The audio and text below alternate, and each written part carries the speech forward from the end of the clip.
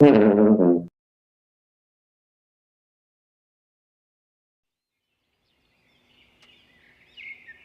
ti iseunya puasa teh tahun ayeuna mah. Aslina mang, pan rame nama ku pertama dioplos. Doh, nyaho nya maneh kana berita eta.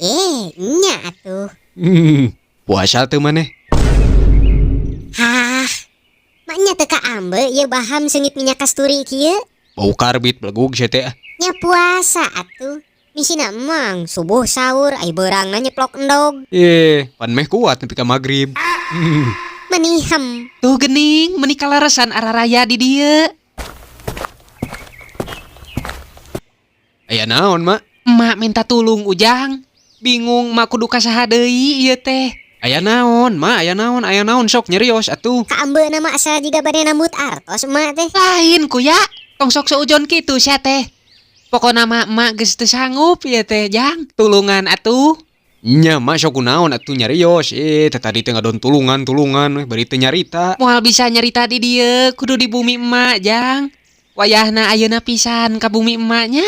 Emak ti heula ieu euih. Nya sok atuh, ke abi nyusul jeung si Bajra ka bumi emaknya.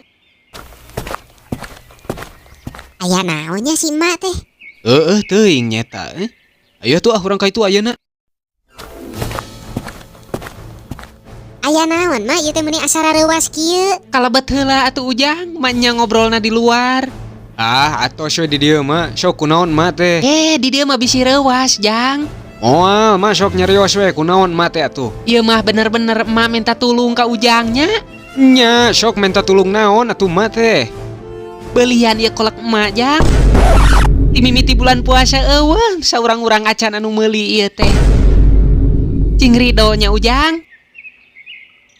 Bulan puasa nyiduhan ini batal moal mang.